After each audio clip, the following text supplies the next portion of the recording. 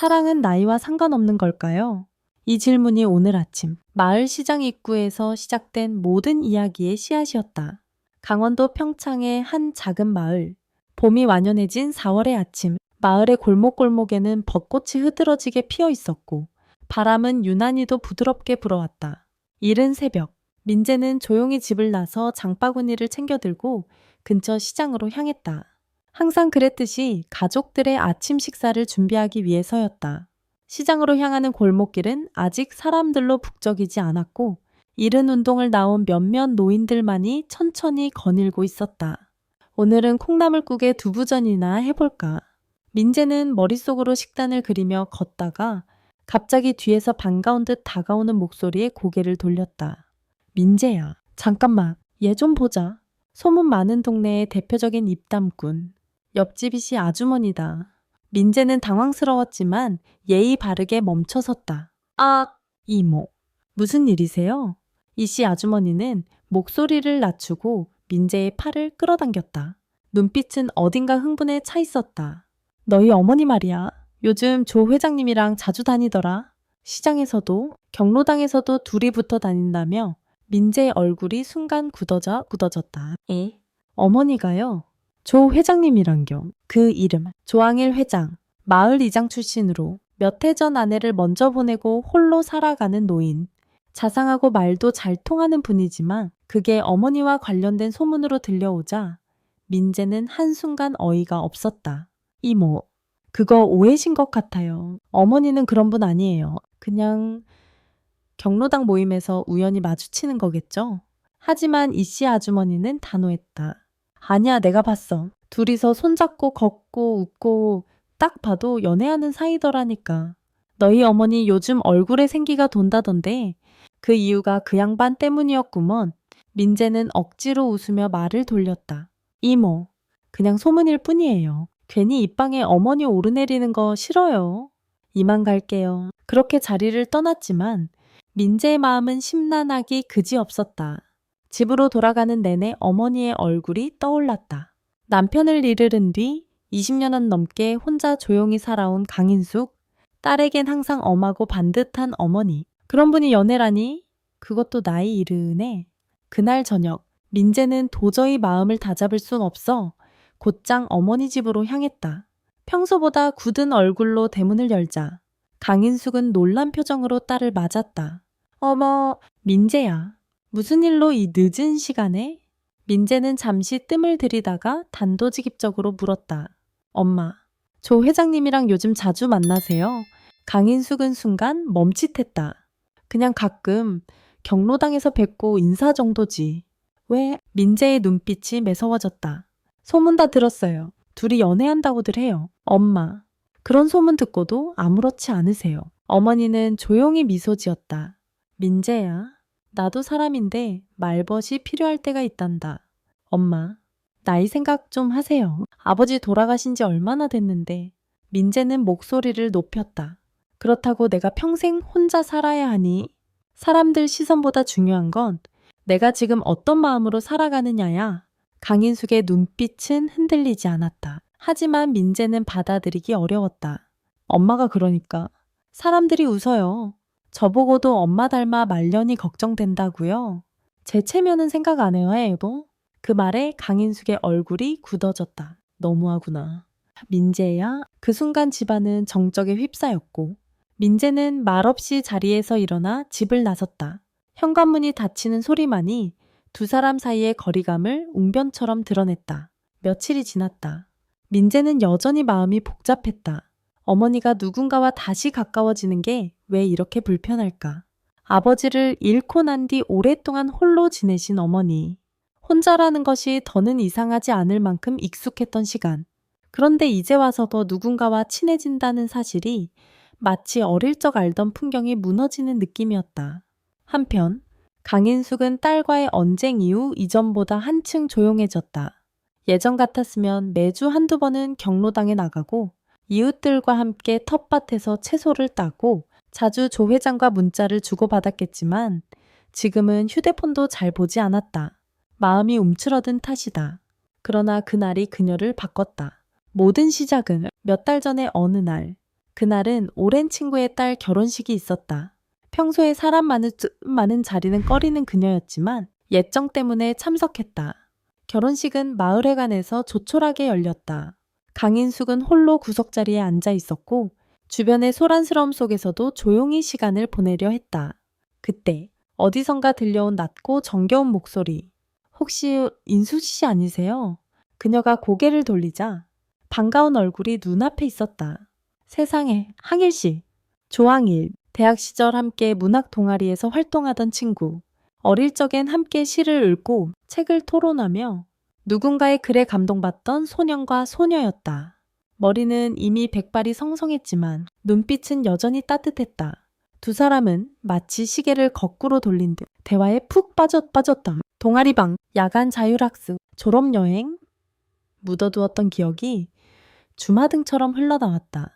인숙 씨, 요즘 어떻게 지내세요? 혼자 지낸 지 벌써 25년이 넘었어요. 딸 하나 키우면서 살다 보니 정신없이 지나갔네요. 한길 씨는요? 조항일은 순간 눈빛이 흐려졌다.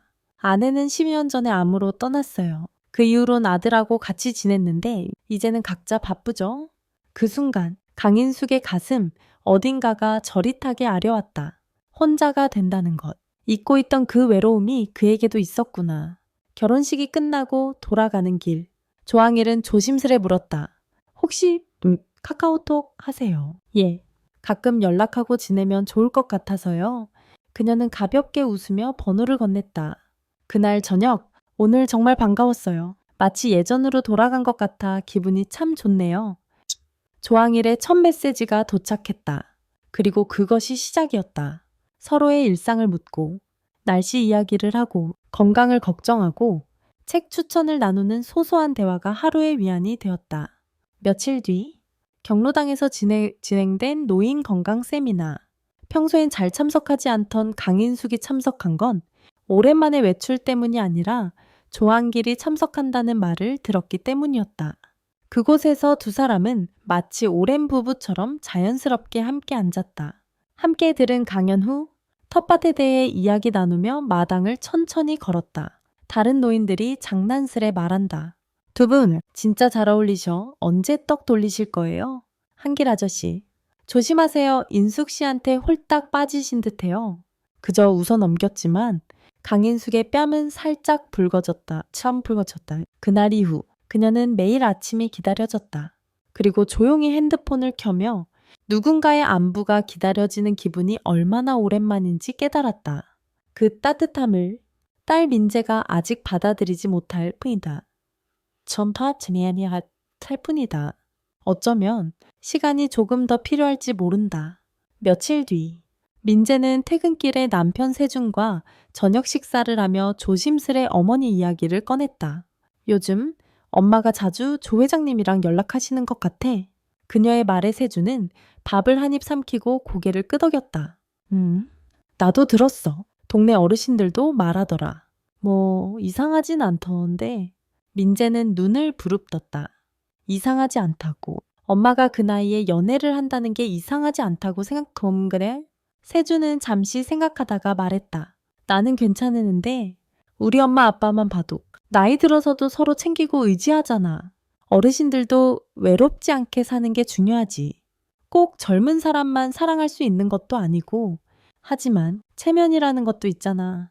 엄마가 그런 소문에 휩싸이면 나까지 이상하게 보는 사람들 생길 거야. 민재의 말에 세준은 고개를 젓는다. 혹시 너 엄마가 행복한 걸 싫어하는 건 아니지?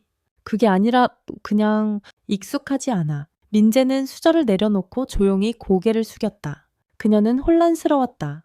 어머니가 홀로 살아온 시간 동안 단 한 번도 엄마도 외로울 수 있다는 걸 생각해 본 적 없었다. 그저 혼자서도 강하게 묵묵히 살아가는 사람이었다. 하지만 그날 저녁 시댁에 들른 민재는 평소와 다른 광경을 목격했다.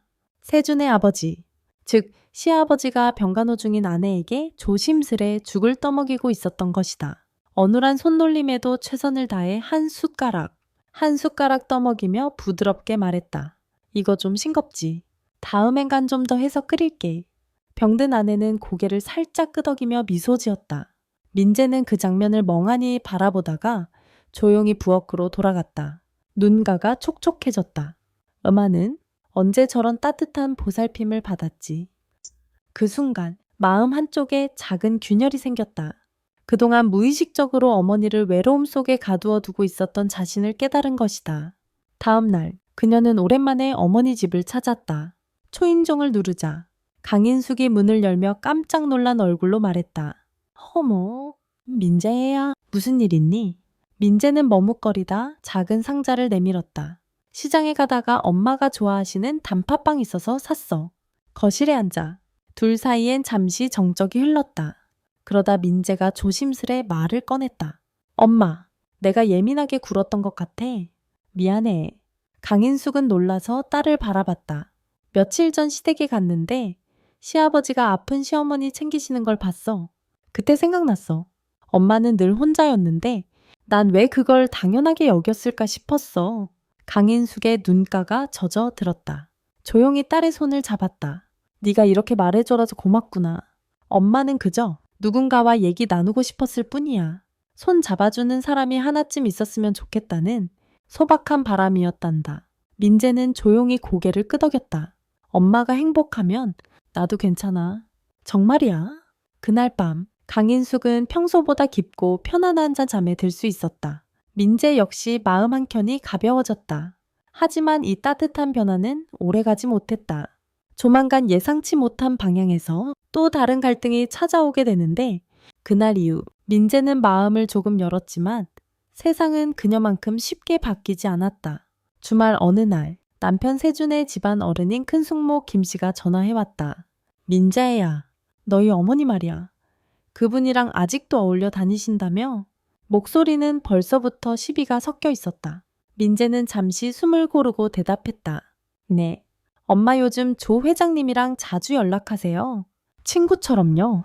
하지만 김숙모는 들은 척도 않고 말을 이어갔다. 그건 그렇고, 말이 좀 많더라. 동네에서 둘이 손잡고 걷는 걸 봤다느니, 시장에서 같이 장 본다느니, 너도 며느리 입장인데 체면 생각은 해봤니? 민재는 차가운 침묵 끝에 조용히 말했다. 어머니가 행복하시면 된 거 아니에요. 너무들 오해하시고 과하게 판단하시는 것 같아요. 야야, 무슨 말을 그렇게 하니? 내 엄마가 지금 살고 있는 그 집도 원래는 너희 아버지 쪽에서 준 땅 아니야? 그걸 들고 다른 남자랑 살게 되면 이건 좀 문제가 있지. 그 말에 민재의 눈빛이 차갑게 식었다. 그 땅, 공동명의였고 지금은 어머니 명의입니다. 법적으로도 문제가 없고요. 어머니가 어떻게 사시든 제게는 중요하지 않아요. 저는 응원할 겁니다. 요즘 애들 진짜 말대꾸는 어디서 배웠니? 집안 망신시키지 말고 너라도 처음에 터미네 너라도 정신 똑바로 차려라. 도둑. 전화는 일방적으로 끊겼다. 그 통화를 마친 민재는 핸드폰을 내려놓고 한참을 멍하니 앉아 있었다. 밖에선 봄바람이 살랑였지만 그녀의 마음에는 회색 먹구름이 끼기 시작했다. 그날 저녁 민재는 다시 어머니 집을 찾았다. 이번엔 아무 말 없이 작은 상자 하나를 건넸다. 이게 뭐니? 엄마 명의의 부동산 등기 서류야. 어제 복사해 왔어. 혹시 누가 또 뭐라 하면 이걸 보여줘. 강인숙은 놀란 눈으로 딸을 바라봤다. 민재야, 너 엄마. 난 이제 엄마 편이야. 엄마가 지켜온 이 집 누구도 손댈 수 없게 할 거야. 그날 밤 모녀는 오랜만에 함께 저녁을 먹었다. 밥상 위엔 평범한 나물 몇 가지와 된장찌개 그리고 조용한 웃음이 함께 놓여 있었다. 하지만 그 평화도 오래가지 못했다. 며칠 뒤 조 회장의 아들인 조도윤이 불쑥 강인숙의 집을 찾아왔다. 도윤은 평소 점잖은 회계사였지만 이날은 분위기가 사뭇 달랐다. 어르신, 제가 실례인 줄 알면서도 드릴 말씀이 있어요. 그래요? 도윤 씨, 무슨 일이죠? 저희 아버지와의 관계에 대해 요즘 좀 이야기가 많아서요. 혹시 앞으로 조금만 자제해 주실 수 있을까요? 강인숙은 눈을 가늘게 뜨며 그를 바라봤다. 자제라니요. 제 말은 아버지가 연세도 있고 요즘 건강도 썩 좋지 않을 텐데 감정적으로 휘둘리면 곤란하잖아요. 내가 당신 아버지를 휘두른다고요? 강인숙의 목소리에 서늘함이 감돌았다. 도윤은 순간 당황했지만 물러서지 않았다. 오해하지 마세요. 단지 경제적인 부분이나 주변 시선 같은 것도 있으니까요. 저희 입장에서 우려되는 부분이 있어 말씀드리는 겁니다. 그 말은 결국 돈과 체면이었다. 강인숙은 조용히 웃었다. 도윤 씨, 당신 아버지는 어리석은 사람이 아닙니다. 본인의 선택을 할 수 있는 분이에요. 그리고 내가 어떤 마음으로 그분을 대하는지 그분은 알고 있어요. 당신이 모를 뿐이지. 잠시 침묵이 흐른 뒤 그녀는 덧붙였다. 만약 내가 돈이나 체면을 원했다면 이 나이에 이런 대접받으면서 여기 없었을 거예요. 조도윤은 아무 말도 하지 못한 채 일어섰다. 그의 뒷모습을 바라보며 강인숙은 깊게 숨을 내쉬었다. 쉬었다. 사랑이란 말, 왜 나이 들수록 더 무거운 책임처럼 느껴질까? 그날 밤 그녀는 오랜만에 조항일에게 전화를 걸었다. 한길 씨, 오늘은 그냥 목소리가 듣고 싶어서요. 상대편의 목소리가 조용히 떨렸다. 인숙 씨, 괜찮아요. 제가 옆에 있을게요. 어떤 오해가 있어도 마음은 그대로잖아요. 며칠 후 조항일은 뇌졸중 초기 증상으로 병원에 긴급 입원했다. 다행히 빠르게 응급처치를 받아 생명에는 지장이 없었지만 왼쪽 팔과 다리에 약간의 마비 증상이 남았다. 병원 침대 위에 누운 그를 보며 강인숙은 말없이 손을 꼭 잡았다. 그 손엔 아직 온기가 있었지만 예전처럼 단단하진 않았다. 괜찮으세요? 조금 느려졌을 뿐이지. 그의 목소리는 여전히 다정했지만 숨결은 약간 가빠졌다. 그녀는 하루도 빠짐없이 병원에 들렀다. 손수 끓인 죽을 가져오고 직접 팔을 주물러주며 라디오 뉴스나 예전 학교 시절 이야기를 들려주었다. 조도윤은 처음엔 냉랭한 시선을 보냈다. 하지만 어느 날 점심시간 그가 병실 문틈 사이로 본 광경은 예상 밖이었다. 강인숙이 조항일의 왼손을 꼭 잡고 작은 수저로 죽을 떠먹이고 있었다. 그녀의 입에는 땀이 맺혀 있었고 조심스럽게 팔을 마사지해주는 손길은 지극히 다정하고 조용했다. 그 순간 도윤은 문 앞에 조용히 서 있다가 한 발 물러나 섰다. 그리고 처음으로 스스로에게 질문했다. 정말 이분이 아버지에게서 뭔가를 얻으려는 걸까? 아니면 그냥 함께 있고 싶은 걸까? 그날 저녁 그는 조심스레 아버지에게 물었다. 아버지, 인숙 어르신이랑 정말 진심이세요? 조항일은 약하게 고개를 끄덕이며 웃었다. 그래? 늦은 나이지만 진심이다. 다음 날 병원에 찾아온 도윤은 강인숙에게 조용히 다가와 고개를 숙였다. 어르신, 제가 지난번엔 죄송했습니다. 그땐 몰랐어요.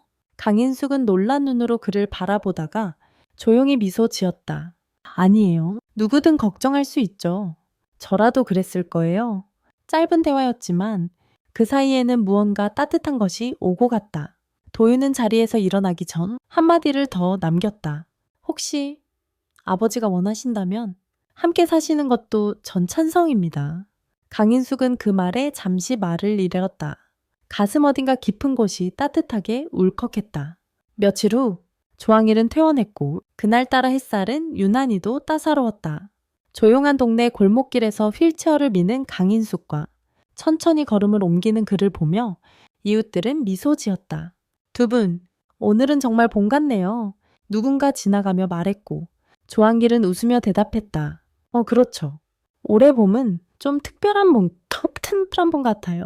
그날 저녁, 민재는 딸과 함께 어머니 집을 찾았다. 강인숙은 손녀를 꼭 안으며 따뜻한 저녁을 준비했다.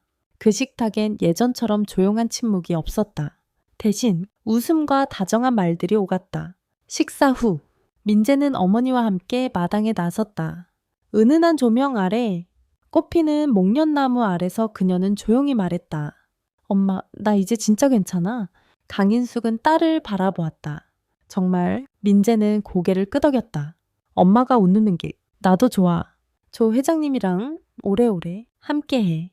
잠시 후 문이 열리고 조항길이 마당으로 나왔다. 그는 조용히 두 모녀에게 다가왔다. 밤바람 시원하죠? 강인숙은 그를 바라보며 조심스럽게 손을 내밀었다. 그리고 민재는 조용히 뒷걸음질 치며 속삭였다. 이제 엄마의 계절이에요. 며칠 후 조항일과 강인숙은 조용히 작은 약속식을 치르기로 했다. 결혼식은 아니었다. 성대한 예식도 사진 기사도 없었다. 하지만 그들에게는 충분했다. 따뜻한 봄날 오전, 강인숙은 민재와 함께 거울 앞에 섰다. 민재는 정성스럽게 어머니의 흰 머리를 올려 묶고 연한 분홍빛 브로치를 옷깃에 달아주었다. 엄마, 오늘 정말 예뻐요. 무슨 소리야? 이 나이에 나이는 중요하지 않아요. 오늘은 엄마가 시작하는 날이에요. 강인숙의 눈가가 살짝 젖었다. 반면 조한길은 아들 도윤과 함께 집 앞에 섰다. 흰 셔츠에 얇은 회색 니트를 걸친 그는 정원에 작약꽃을 한 알음 꺾어들었다. 도윤은 웃으며 말했다. 아버지, 꽃 너무 많은 거 아니에요. 인숙 씨는 꽃 좋아하거든?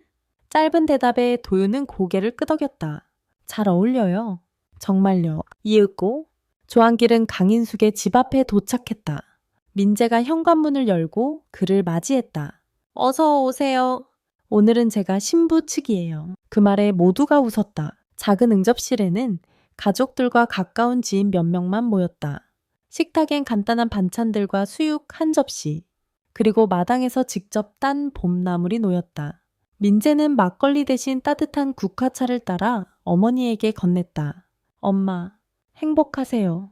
저도 이제 진심으로 응원해요. 강인숙은 조용히 고개를 끄덕이며 손을 꼭 잡았다. 조항일은 자리에서 일어나 꽃을 내밀었다. 인숙 씨, 고맙습니다. 저와 함께 걸어주셔서. 강인숙은 눈을 맞추며 대답했다. 같이 걸어요. 천천히, 오래도록. 그 순간 조도윤이 조용히 잔을 들었다. 아버지, 강어르신, 두 분의 새로운 시작을 축하드립니다. 그리고 나중에 저도 아버지처럼 나이 들어도 이런 용기를 가질 수 있었으면 좋겠습니다. 민재도 뒤따랐다. 사랑은 나이가 중요한 게 아니라 마음이 얼마나 따뜻하냐가 중요한 것 같아요.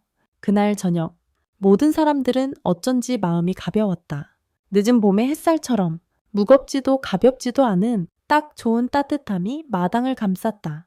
식사 후 모두가 돌아간 뒤 조항일과 강인숙은 나란히 마당에 놓인 벤치에 앉아 있었다. 저 멀리 해가 지고 있었고 작은 등불이 하나둘 켜지고 있었다. 이제 우리는 어떻게 불러야 할까? 부부. 강인숙은 웃으며 말했다. 그냥 곁에 있는 사람으로 충분해요. 그는 조용히 그녀의 손을 잡았다. 곁에 있어줘서 고마워해줘. 곁에 있게 해줘서 고마워요. 그들의 사랑은 누군가의 허락이 아닌 서로의 선택이었다. 그리고 그 선택은 평생 혼자였던 시간들을 위로해주는 또 하나의 계절이었다. 함께 살기 시작한 지 어느덧 2달이 흘렀다. 봄이 지나 여름 초입, 마당의 장미가 붉게 피어나는 계절이었다. 강인숙과 조항일은 평범한 하루하루를 나란히 보냈다. 서로의 취향을 맞춰가며 아침 식탁을 차리고 오후엔 텃밭에 나가 상추를 따고 저녁이면 조용히 라디오를 들으며 책을 함께 읽었다. 그들의 삶은 격하지 않았다. 그러나 매 순간이 조용한 기쁨으로 채워졌다. 하지만 함께 산다는 건 좋은 일만 있는 것은 아니었다.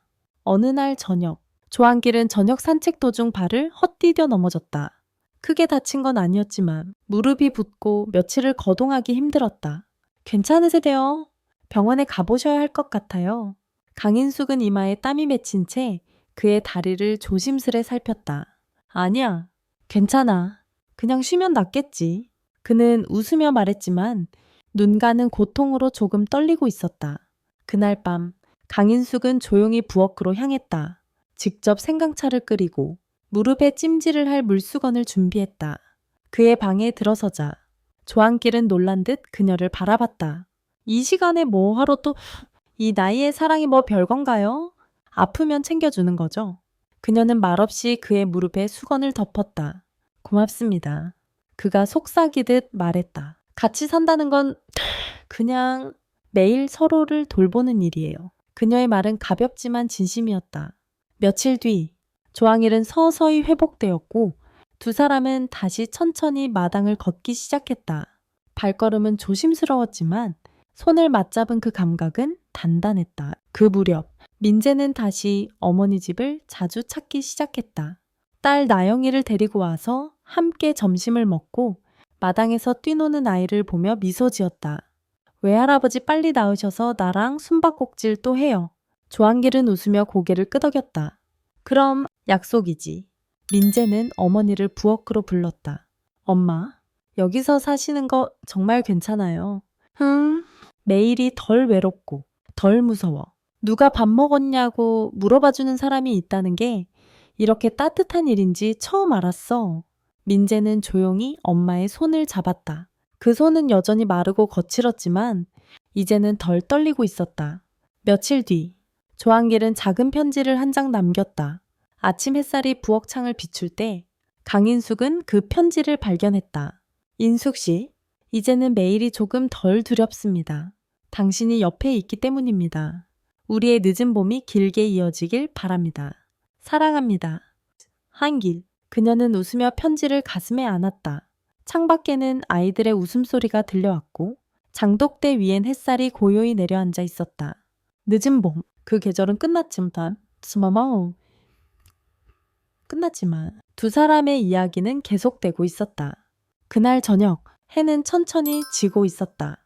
마당 끝 벤치에 나란히 앉은 조항일과 강인숙은 서로의 손을 꼭 잡은 채 말없이 노을을 바라보았다. 잠시 후 조한길이 조용히 물었다. 인숙 씨, 우리 내년엔 어디로 여행 가볼까요? 강인숙은 미소 지으며 대답했다. 당신 다리만 나으면 어디든 좋아요. 그 말에 두 사람은 동시에 웃음을 터뜨렸다. 그들의 앞날은 여전히 알 수 없었지만 함께 있다는 것만으로도 충분했다. 혹시 그들의 늦은 사랑에도 또 다른 봄이 찾아올 수 있을까? 이번 이야기를 끝까지 시청해주신 여러분께 진심으로 감사드립니다. 늦은 봄, 다시 피다는 단순한 노년의 사랑 이야기가 아닙니다. 이건 우리가 얼마나 오랫동안 스스로를 외로움 속에 가두어 왔는지, 그리고 사랑은 언제나 시작될 수 있다는 걸 보여주는 이야기입니다. 누군가를 이해한다는 것이 얼마나 어려운지, 또 얼마나 큰 용기가 필요한지를 다시 한번 생각하게 되죠. 이 이야기가 여러분의 마음 어딘가를 살짝 두드렸다면 좋아요와 구독, 그리고 댓글로 여러분의 생각을 나눠주세요. 당신의 응원이 다음 이야기를 만드는 큰 힘이 됩니다.